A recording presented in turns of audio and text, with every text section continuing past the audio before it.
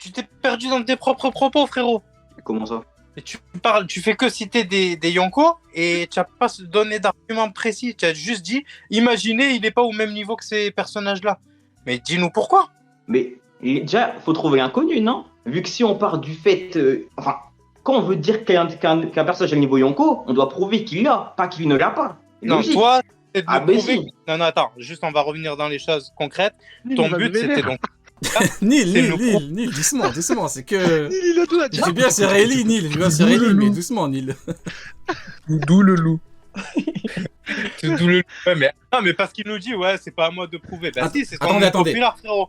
Non mais attendez, c'est vrai que bon pour le coup il y a deux camps, il y a ceux qui disent que de par les éléments qu'on a dans le manga, bah du coup il l'a, et dans ce cas-là, ce groupe-là de personnes disent à l'autre groupe, bah du coup c'est à vous de prouver qu'il n'a pas le niveau, et du coup il y a l'inverse en fait. Mais pour moi, des éléments qu'on a avec ce que l'auteur dit par rapport à son Haki des Rois, à sa maîtrise, et l'action, bah, t'as pensé quoi un petit peu de l'action par rapport à Barbe Noire? Est-ce que pour toi, du coup un mec qui n'aurait pas le niveau Yonko Prime, et du coup là il est vieux, est-ce qu'il serait capable de faire réagir comme ça Barbe Noire? Akainu? Akainu, oui, parce que c'est pas Barbe Noire Yonko, mais bon, après, si tu veux, on peut comparer. Oui, mais c'est quand même Barbe Noire plus son équipage. Et en Mhm. sachant qu'avec Rayleigh, il y avait Bois à gérer, plus le Séraphin qui était pas loin et la marine qui débarquait. Mais est-ce que Tu pour vois, toi, on on peut parle- réellement comparer, est-ce qu'on peut réellement comparer les deux réactions dans le sens où, quand Rayleigh est venu par rapport à Barbe Noire, on a vu que c'était un petit peu, au moins, minima de la crainte, dans le sens où ce mec-là représente un danger en termes de puissance, alors que, pour Akainu, sauf s'il y a, sauf si j'ai mal lu les cases du manga, c'est pas vraiment écrit. Enfin, on ressent pas vraiment de crainte quand il part, il rigole et tout. Après, ça dépend de la comparaison qu'on veut faire. Ouais, mais c'est surtout deux situations complètement différentes. Rayleigh, quand il arrive pas du tout en terrain conquis. Il arrive, il y a deux clans qui veulent le goumer. Il y a Barbe Noire, l'empereur, qui est là. Il y a la marine, bon, le peu qu'il en reste, qui est là. Il n'arrive pas en position avec des alliés. Il arrive tout seul. À la nage, Ah non, dans le Ah plus non, grand je des suis calmes. d'accord. Il arrive pas Non. accompagné comme Akainu est venu avec des navires. Et moi, la différence que je mets à ce passage-là, c'est que Akainu, quand il est arrivé, et c'est Barbe Noire, il a un plan en tête. Il se dit bien, et c'est ce qu'il dit, c'est pas le moment de l'affronter, c'est pas du tout son Exact. plan. Il a aucun intérêt à l'affronter maintenant, ça n'apporte rien. Là où, contrairement sur l'île sur Amazon Lily, il avait un intérêt de base, il voulait s'emparer du fruit de Boa. C'était vraiment, il avait un objectif qu'il a laissé tomber. C'est différent, et surtout qu'à ce moment-là, il a le statut d'empereur. Il a déjà acquis beaucoup de ce qu'il voulait acquérir au début quand il y a la situation avec Chicken Spot. Donc c'est pour ça que pour moi, ces deux situations qui sont pas comparables en soi. Après, Rayleigh, sur ses capacités d'utilisation d'Haki, t'étais le maître de Luffy sur l'utilisation du Haki. À chaque fois que Luffy il a dû évoluer niveau Haki, tout le temps il a pensé à Rayleigh. H24, ça menait à Rayleigh, et surtout moi la scène la plus importante, c'est la scène qu'on voit sur la vente des esclaves. Quand du coup à la sirène il arrive à lui retirer son collier, et en fait cette technique là c'est la technique que Luffy essaye d'apprendre à Wano Kuni. Et quand tu vois la maîtrise qu'il a du Haki des Rois, en sachant que c'est Rayleigh qui a permis à Luffy de contrôler beaucoup plus son Haki des Rois, en sachant qu'il est capable de revêtir, du coup comme il l'a fait, pouvoir à distance détruire donc la technique spéciale qu'apprend Luffy, qui permet, c'est grâce à cette technique accompagnée du Haki des Rois qui te permet d'atteindre le Saint Graal. Après, là où tu as raison, et là c'est factuel, on l'a jamais vu l'utiliser. Ça, c'est réel. On va pas inventer des scènes pour Exactement. pour le Voilà, on peut plaisir. pas non plus. Mais- Après, il y a Oken qui a parlé mais des par grosses contre- éclairs. Est-ce que les grosses éclairs, c'est en référence au Haki des Rois en version évoluée, ou est-ce que là, on est vraiment toujours dans du Haki des Rois mental? Parce que là, il avait vraiment montré du gros truc. Maintenant, au niveau des éclairs, est-ce qu'elles sont Rayleigh, identiques il a un à Haki des celles Rois. de Shanks contre Aramaki? Rayleigh, il a un Haki des Rois. Après, Ah, Kaido, Maki.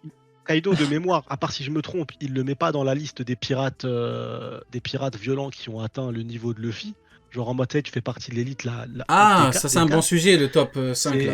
C'est- Va falloir en Il parler. le met pas dedans. Mhm. Il le connaît, Rayleigh, c'est sûr. Ah, Là, c'est il faut normal pas dire qu'il soit je pas connais dedans. pas Rayleigh. Mais il est pas dedans. Après, c'est le seul élément qui peut aller dans ton sens, c'est qu'il soit pas mentionné dans ce top. Mais pour moi, je vois que cet élément-là, parce que Rayleigh vieux, Rayleigh esclave qui a rien combattu depuis Pétaouchnok, un amiral, il peut rien faire contre lui. Et il peut même pas le tuer. Alors qu'initialement, ce mec-là, il a vu le One Piece, tout le monde le sait. Donc c'est un ennemi à abattre. C'est pas un ennemi en mode juste c'est un ancien pirate et laissez-le. Moi, tous ceux qui me disent oui, c'était volontaire, c'est parce qu'en fait, du coup, ils voulaient pas affronter. Non, bah si t'es aussi fort que ça, t'es un amiral, t'es à ton prime, niveau puissance, t'es là, t'as ton poste, donc tu fais partie des êtres les plus puissants de la marine. Il est ici sur ton chemin, finis-le. Mais Il va te répondre. Rayleigh vieux. Du coup, dis-nous. Mais pourquoi est-ce qu'il l'aurait attaqué? Enfin, pourquoi est-ce que Kizaru aurait voulu le tuer, concrètement? Parce que Il a c'est un vu le pirate, One ouais, Piece. il a vu le One Piece. Il a vu le One Piece. D'accord. Ça, c'est l'intérêt du gouvernement. Et la Mais marine, Kizaru- ça appartient à qui? Oui, d'accord, mais Kizaru est Kizaru. Tu veux pas enlever sa mentalité Ah non, qui est c'est faux, c'est faux, parce que pourquoi C'est vrai. Garp il refuse d'être amiral? Parce que ça ne l'intéresse pas. Non, Ça pas n'a du jamais tout. intéressé. Non, c'est pas pour ça. Non. Pourquoi il refuse? Il veut Il pas refuse être parce qu'il veut un pas être bon sous les ordres de qui? Du GM. Voilà. Non, C'est Dragon tout. Céleste. Oui, mais, Et ma il arrive, question, oui, mais et quand Kizaru il arrive pourquoi?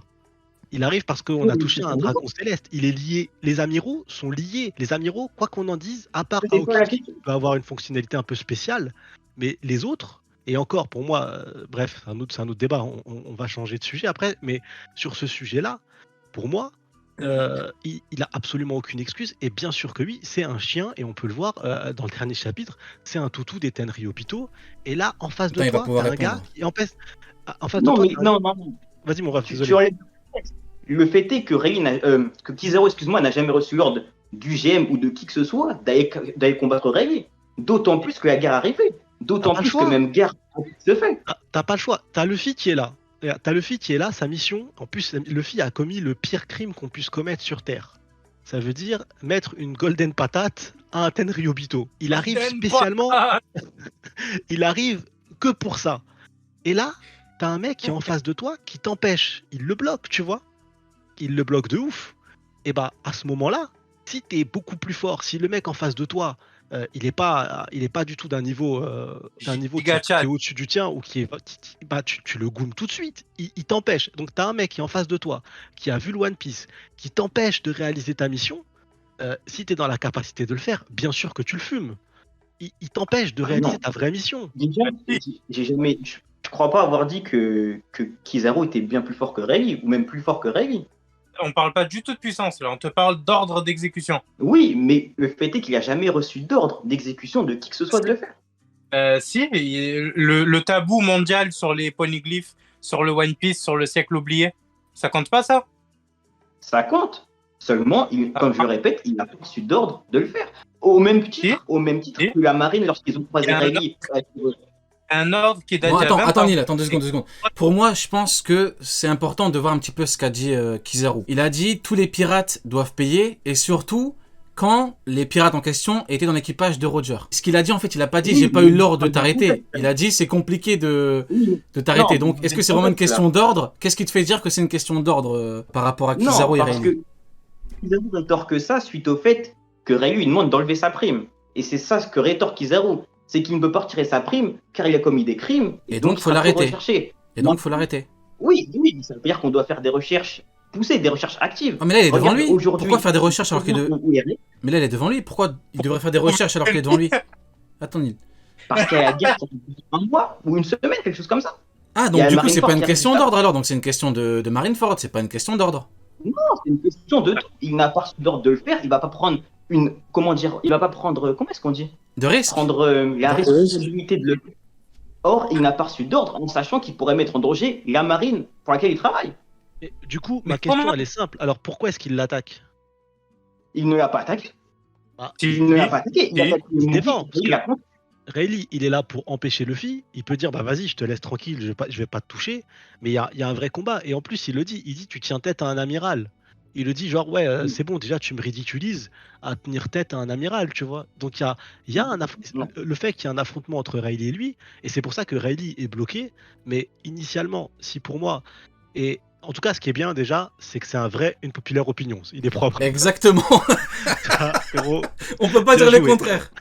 de ouf. Mais- Ça change de toi, Pour moi- Neil, avec ton truc de gold là. Franchement, franchement, s'il La peut... bagarre. Franchement, s'il peut prendre ta place tous les lundis, je dis pas non. Je rigole, Neil, je rigole. T'énerve pas.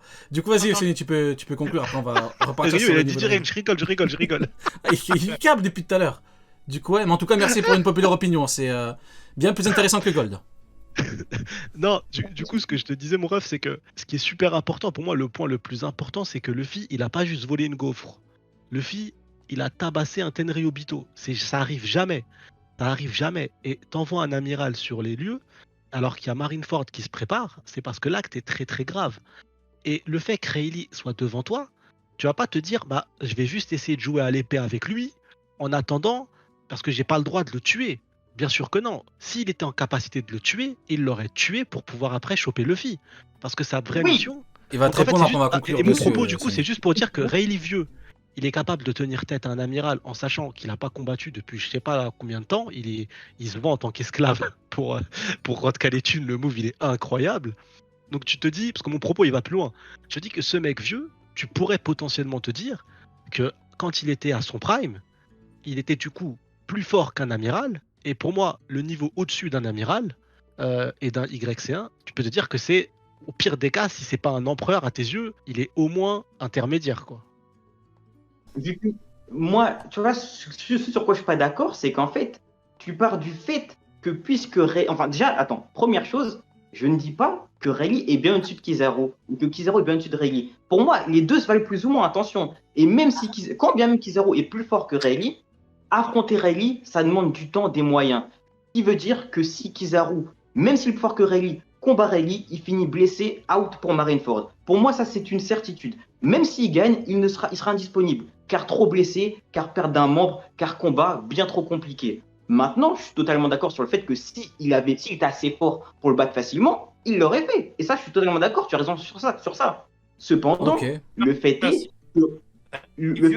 que Rayleigh a seulement retenu Kizaru, Bon. tandis pendant, excusez-moi, que Pacifista et Kuma s'occupaient des Mugiwara. Donc, partie de ce postulat, Kizaru n'avait plus d'intérêt à faire plus. Au Parce que moins, Kuma on est est arrivé. d'accord. Au moins, on est d'accord sur le fait que Kizaru n'aurait pas pu battre plus ou moins facilement Rayleigh parce qu'il n'a pas un niveau supérieur. Maintenant, la question que je viens de te poser rapidement, c'est quoi rapidement le rapport de force qu'il y a entre un second Yonko, disons Marco, et Rayleigh vieux, et du coup déjà Rayleigh vieux par rapport à Kizaru, tu le mets où? Est-ce qu'il est au-dessus, même niveau supérieur, il est comment? Pour moi, et même si on prend des faits, je rappelle que Oda a dit dans le databook Blue Deep que Rayleigh est aussi fort qu'avant, aussi puissant qu'avant.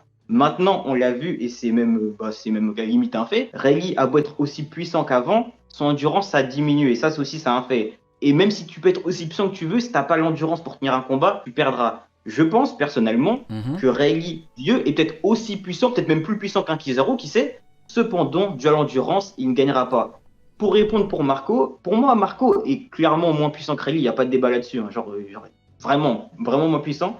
Mais si Marco peut tenir en échec Rayleigh pendant un long moment, comme il a fait par exemple face à Big Mom, il a pu la tenir en échec grâce à son endurance, il pourrait potentiellement l'emporter sur Rayleigh. Maintenant, si on parle que de puissance, Rayleigh est au-dessus de ces deux-là. Mais du coup, en fait, ma question, c'était par rapport au niveau de Rayleigh Prime. Parce que si Rayleigh vieux est plus fort qu'un Marco, même bien au-dessus, si je comprends ce que tu me dis, du coup, le Rayleigh Prime est encore au-dessus. Donc encore bien au-dessus de Marco. Qu'est-ce qui le différencierait d'un Yonko, de Big Mom, de Shanks, de... Qu'est-ce qui... Kaido? C'est quoi la différence? Pas bien. Bah, la différence, c'est l'endurance, tout simplement. En fait, c'est... Non, l'endurance pour le vieux, mais moi je parle pour le Prime. Oui, je parle à son Prime. Ok.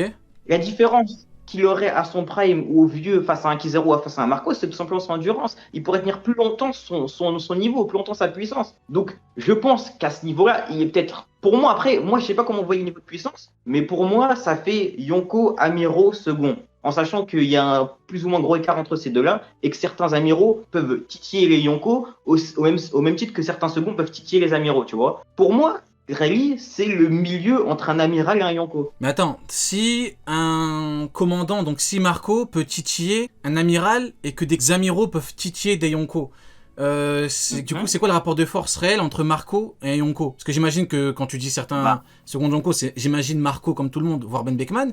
Donc c'est quoi comment on fait du coup si certains amiraux titillent les Yonko et que certains seconds Yonko titillent des amiraux? Comment on fait? C'est quoi le rapport de force du coup? Je le répète, ça fait Yonko, Amiro, second. Et après, moi je dissocie Yonko et second et commandant. Comme on l'a vu par exemple à Wano, un Marco qui est entre guillemets avantagé suite à quelque chose, il peut tenir tête à une Big Mom. On l'a vu, tu vois. En 1v1, Big Mom le dit, je peux pas prendre le dessus sur toi. D'accord. C'est aussi simple. Et du coup, Marco par rapport à Kizaru, c'est quoi? Il est plus faible ou il est comment? Pour moi, globalement, il a un niveau inférieur et encore ça se joue. Mais un Kizaru, tu vois, pour moi, quand je dis que certains seconds peuvent titiller les amiraux, Marco, c'est clairement l'exemple. Tu vois. Il peut titiller les amiraux, on l'a vu à Marineford. Tu prends le Blue Jeep ou Maintenant- pas? Est-ce que tu prends le Blue parce que tu l'as pris pour Rayleigh Vieux, est-ce que tu prends le Blue Jeep par rapport à Marco qui combat d'égal à égal les amiraux? Tu prends ça ou tu prends un autre Je le élément? prends pour tout. Je le prends pour tout. Et même sur ce qu'on a vu, l'effet visuel aussi. Ouais. 3 amiraux dans le Blue Jeep. Hein. Ouais. Ok. Bon, bah en tout cas, c'était une bonne, une Enfin, populaire attendez, opinion. Pas les 3 amiraux réunis. On est bien d'accord. Pas les 3 amiraux réunis. Non, bah non, je pense que tout le monde... ouais, non. Mais du coup, vu que Marco est plus ou moins égal à Kizaru, qui est plus ou moins égal aux autres amiraux, je vois pas, en fait, comment un amiral peut titiller un Yonko, dans la mesure où Marco égale les amiraux. Je vois pas comment il pourrait les titiller, en fait. Non, C'est mon interrogation. Marco se rapproche des amiraux. Maintenant, rien n'empêche certains amiraux de titiller Yonko. Enfin, Kizaru n'a pas forcément le même niveau qu'à, par exemple, aujourd'hui, un Akainu, ou le même niveau qu'avait il y a peut-être 20 ans Sengoku. Mais donc certains, c'est qui? Vega. C'est qui certains amiraux qui titillent certains Yonko? Quel amiral titille quel Yonko? Pour moi, Maki Non, pas Ramaki. Si on prend toute l'histoire, pour moi, ça ferait Sengoku Ga. Clairement, ça, c'est limite un fait. Et potentiellement, je dis bien potentiellement Akainu. C'est tout.